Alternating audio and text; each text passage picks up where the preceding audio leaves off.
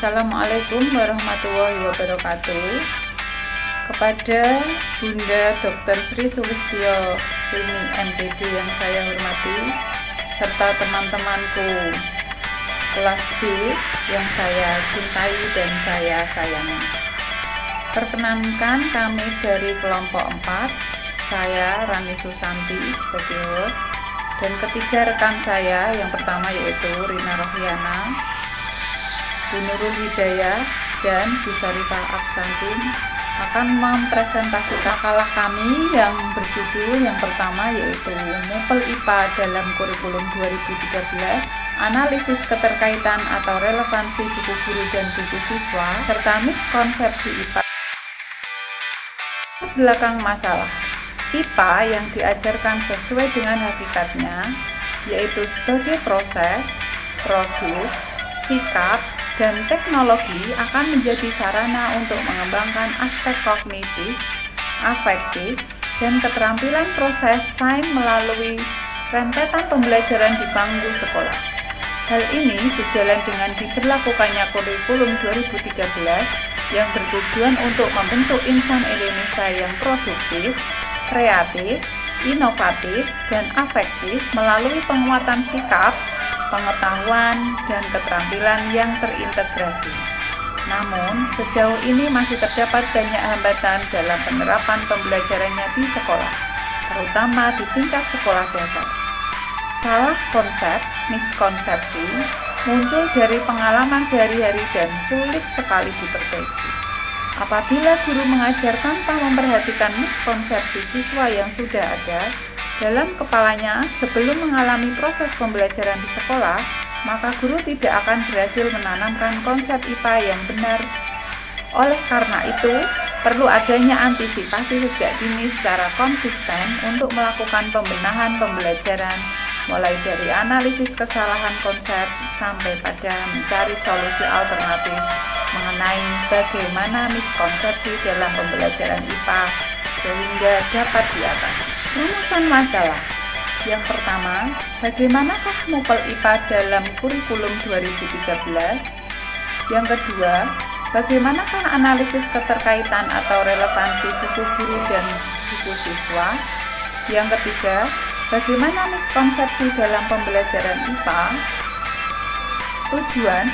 Yang pertama, untuk memahami MUPEL IPA dalam kurikulum 2013. Yang kedua, untuk memahami analisis keterkaitan atau relevansi buku guru dan siswa. Yang ketiga, untuk memahami miskonsepsi dalam pembelajaran. Untuk selanjutnya, materi yang pertama, MUPEL IPA dalam kurikulum 2013 akan disampaikan oleh rekan saya, Saudari Rina Rohiana. Waktu dan tempat kami persilahkan. Terima kasih. Selanjutnya saya Rina Rohiana akan menyampaikan tentang MUPEL IPA dalam kurikulum 2013. Ada 3 komponen yang akan saya sampaikan pada kesempatan kali ini. Yang pertama yaitu pengembangan kurikulum 2013. Yang kedua yaitu ruang lingkup IPA di sekolah dasar. Dan yang ketiga yaitu pembelajaran IPA di sekolah dasar. Untuk materi yang pertama yaitu pengembangan kurikulum 2013, kita ketahui bahwa dalam pengembangan kurikulum 2013 yang berbasis karakter dan kompetensi perlu memperhatikan dan mempertimbangkan prinsip-prinsip sebagai berikut. Yang pertama yaitu pengembangan kurikulum yang dilakukan mengacu pada standar nasional pendidikan untuk mewujudkan tujuan pendidikan nasional. Yang kedua yaitu kurikulum pada semua jenjang dan jenis pendidikan dikembangkan dengan prinsip verifikasi sesuai dengan satuan pendidikan, potensi daerah, dan peserta didik. Prinsip yang ketiga yaitu mata pelajaran sebagai wahana untuk mewujudkan pencapaian kompetensi dasar. Yang keempat yaitu standar kompetensi lulusan dijabarkan dari tujuan pendidikan nasional dan kebutuhan masyarakat, negara, serta perkembangan global. Kemudian yang kelima, standar isi dijabarkan dari standar kompetensi lulusan. Yang keenam, standar proses dijabarkan dari standar isi. Yang ketujuh, standar penilaian dijabarkan dari standar kompetensi lulusan, standar isi, dan standar proses. Yang kedelapan, standar kompetensi lulusan dijabarkan ke dalam kompetensi isi. Dan yang kesembilan, standar isi dijabarkan ke dalam kompetensi dasar yang dikontekstualisasikan dalam suatu mata pelajaran. Dalam pelaksanaannya, kurikulum tingkat satuan pendidikan dibagi menjadi kurikulum tingkat nasional, daerah, dan satuan pendidikan. Yang pertama, tingkat nasional dikembangkan oleh pemerintah. Yang kedua, tingkat daerah dikembangkan oleh pemerintah daerah. Dan yang ketiga, tingkat satuan pendidikan dikembangkan oleh satuan pendidikan itu sendiri. Ruang lingkup IPA di sekolah dasar. Ruang lingkup IPA di sekolah dasar meliputi dua dimensi, yaitu yang pertama, kerja ilmiah, dan yang kedua, pemahaman konsep dan penerapannya. Yang pertama, pendidikan IPA menekankan pada pemberian belajar langsung. Hal ini dijelaskan dalam Effendi dan Malihah tahun 2007 di halaman bukunya halaman 120 bahwa pendidikan sains IPA menekankan pada pengalaman secara langsung. Kemudian yang kedua, pemahaman konsep dan penerapannya. Adapun dimensi pemahaman konsep dan penerapannya mencakup yang pertama, makhluk hidup dan proses kehidupan, yaitu manusia, hewan, tumbuhan, dan interaksinya dengan lingkungan serta kesehatan. Yang kedua yaitu benda atau materi, sifat-sifat dan kegunaannya meliputi benda cair, benda padat, dan benda gas. Yang ketiga yaitu energi dan perubahannya, meliputi gaya, bunyi, panas, magnet, listrik, cahaya, dan pesawat sederhana. Kemudian yang keempat yaitu bumi dan alam semesta, meliputi tanah, bumi, tata surya, dan benda-benda langit lainnya.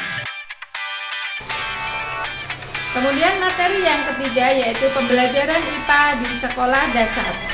Kurikulum 2013 merupakan lanjutan dari kurikulum 2006 yang menggunakan pendekatan saintifik untuk semua mata pelajaran termasuk IPA. Sekolah yang menggunakan kurikulum 2013 lebih banyak munculkan sikap sosial dan sikap spiritual daripada sekolah yang masih menggunakan kurikulum 2006. Kurikulum 2013 menghadirkan soal berbasis HOT yang menuntut siswa memiliki kemampuan tingkat tinggi dalam memahami soal.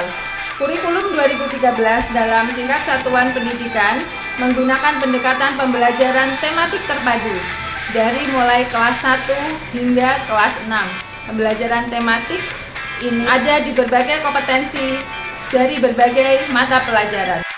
Dengan pendekatan ini diharapkan siswa mampu memenuhi tujuan pendidikan nasional dalam domain sikap spiritual, sosial, keterampilan, serta pengetahuan. Materi selanjutnya akan disampaikan oleh rekan saya. Sekian dari saya, terima kasih. Terima kasih atas waktu yang telah diberikan kepada saya. Pada kesempatan kali ini, saya akan menjelaskan tentang relevansi antara buku guru dan buku siswa dalam kurikulum 2013. Pokok bahasan yang akan kita bahas pada kesempatan kali ini adalah terkait penjelasan tentang maksud dari buku guru dan buku siswa, kemudian keterkaitan fungsi antara buku guru dan buku siswa.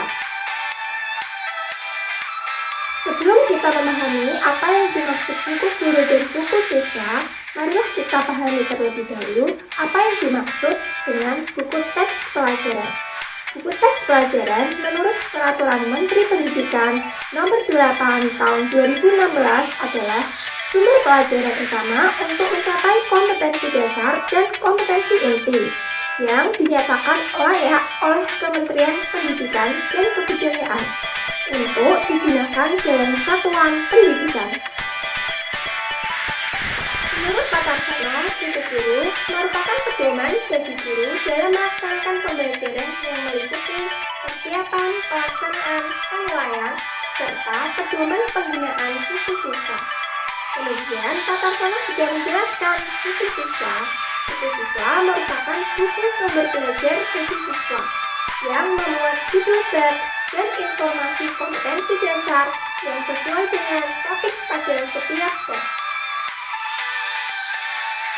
Kesimpulannya, buku ajar harus relevan dengan kurikulum yang berlaku. Kurikulum yang digunakan saat ini adalah kurikulum 2013. Oleh karena itu, penggunaan buku ajar juga harus sesuai dengan kurikulum 2013. Kurikulum 2013 mencakup 3 kompetensi capaian, yaitu kompetensi sikap yang terdiri dari sikap spiritual dan sikap sosial, kemudian kompetensi pengetahuan dan kompetensi keterampilan yang diajarkan secara terpadu. Penggunaan buku guru dan buku siswa merupakan satu kesatuan dan tidak dapat dipisahkan. Ketika guru menggunakan buku siswa, saat itu pula guru memerlukan buku guru yang dijadikan sebagai pedoman dalam penggunaan buku siswa. Adapun fungsi dari buku guru adalah sebagai petunjuk penggunaan buku siswa, sebagai acuan kegiatan pembelajaran di kelas, dan penjelasan tentang metode serta pendekatan pembelajaran yang digunakan dalam proses pembelajaran. Sedangkan buku siswa memiliki fungsi. Yang pertama, panduan bagi siswa dalam melaksanakan kegiatan-kegiatan pembelajaran, penghubung antara guru, sekolah, dan orang tua. Lembar kerja siswa. Hasil kerja siswa dapat dimanfaatkan dalam penilaian. Media komunikasi antara guru dan siswa, serta sebagai kenang-kenangan rekam jejak belajar siswa. Jadi cukup jelas bahwa terdapat keterkaitan antara buku siswa dan buku guru. Keterkaitan yang dimaksud adalah saling menunjang dalam penggunaannya untuk kegiatan pembelajaran di kelas. Cukup sekian penjelasan dari saya. Untuk selanjutnya, pada materi miskonsepsi IPA akan dipaparkan oleh rekan saya yang bernama Ibu Nurul. Terima kasih. Assalamualaikum warahmatullahi wabarakatuh. Selanjutnya saya akan memaparkan materi tentang miskonsepsi. Miskonsepsi berasal dari kata konsep.